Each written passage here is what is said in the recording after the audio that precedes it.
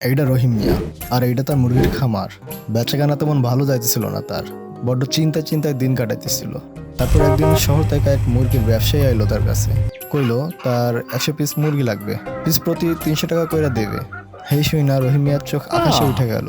রহিম মিয়া তারে জিগাইলো, গ্রামের বাজারে মুরগির দাম চলতেছে 220 কইরা, সেইখানে আপনি 300 কইরা 100 পিস কিনতে চাইতেছেন কেমনে?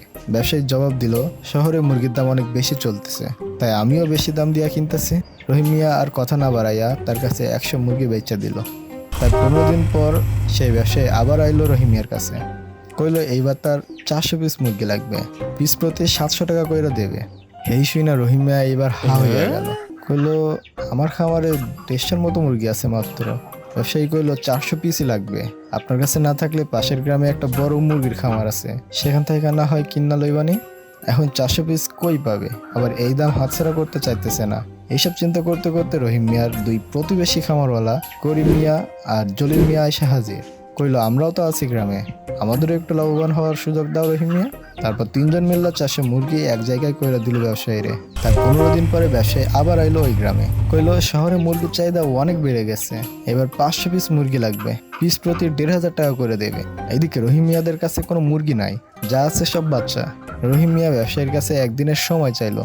পরে তিনজন 500 মুরগি কেমনে জোগাড় করবে চিন্তা করতে লাগলো। তখন করিম মিয়া কইলো, পাশের গ্রামে যে বড় খামারটা আছে তারা 1300 কইরা মুরগি বেচতেছে। জলিল মিয়া কইলো, এত দাম দিয়া মুরগি কে কিনবো?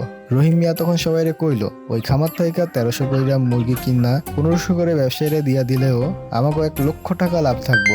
তারপর তারা যাইয়া 1300 টাকা কইরা 500 পিস মুরগি কিনা লইয়া আসে। পরদিন তারা মুরগি লইয়া ব্যবসায়ীর জন্য অপেক্ষা করতে থাকে, কিন্তু ব্যবসায়ীর কোনো খোঁজ পায় না।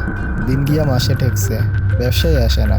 একদিন হঠাৎ করিম দেখলো পাশের গ্রামের বড় খামার থেকে ওই ব্যবসায়ীরে বের হইতে।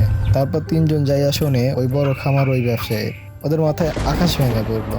জলিল মিয়া কইলো, শালার জোচ্চোর, আমাদের থেকে 500 মুরগি 3,10,000 টাকায় কিনা আমাদের কাছে 6.5 লাখ টাকায় বেচে দিছে, ওর নামে থানায় অভিযোগ করবো আজই। রহিম মিয়া কইলো, তার উপায় নাই, আমরা তো সব নিজে থাইকা করছি, হেই তো আর এইখান থেকে আমাকে মুরগি কিনতে কয় নাই। তো কি বুঝলেন? আপনি লোভরে মারতে না পারলে লোভ আপনারে মাইরা দেবে।